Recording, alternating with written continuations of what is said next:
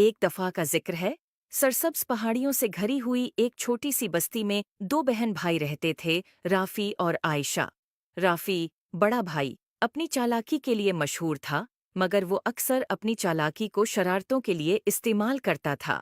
عائشہ، اس کی چھوٹی بہن، نیک دل تھی، مگر رافی کے شرارتی کاموں میں بے آسانی سے شامل ہو جاتی تھی۔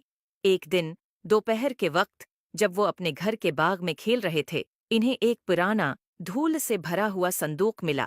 صندوق کے اندر انہیں ایک چمکدار لکڑی کی چھڑی ملی جس پر پراسرار نقش و نگار بنے ہوئے تھے۔ تجسس سے بھرے ہوئے وہ چھڑی کو اپنی دادی زہرا کے پاس لے گئے۔ دادی زہرا کی آنکھیں چھڑی کو دیکھ کر پہچان سے چمک اٹھیں۔ میرے پیارے بچوں، یہ ایک جادوئی چھڑی ہے، انہوں نے وضاحت کی۔ یہ خواہشات پوری کر سکتی ہے، مگر یاد رکھو اسے عقلمندی اور نیکی کے ساتھ استعمال کرنا چاہیے۔ اگر اسے خود غرضی یا بے وقوفی سے استعمال کیا گیا تو یہ مشکلات پیدا کر سکتی ہے۔ جو دادی زہرا کی وارننگ کو نظر انداز کرتے ہوئے رافی نے فوراً ایک بڑی مٹھائی کے ڈھیر کی خواہش کی۔ اچانک کمرہ مٹھائیوں، چاکلیٹس اور کیکس سے بھر گیا۔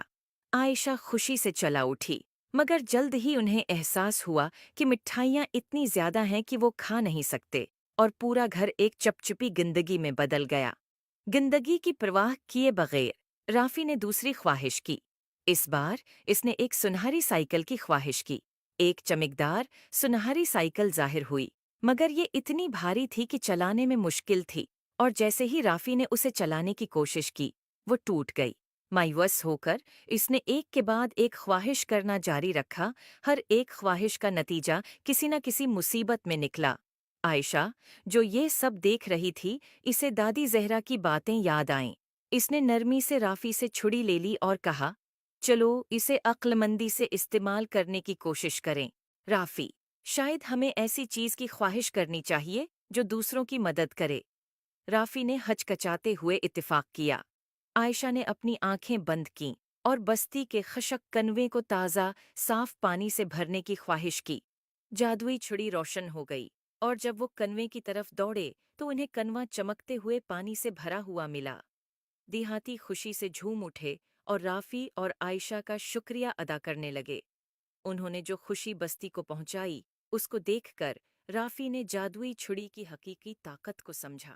اس نے اپنی پچھلی بے وقوفیوں کے لیے عائشہ اور دادی زہرا سے معذرت کی۔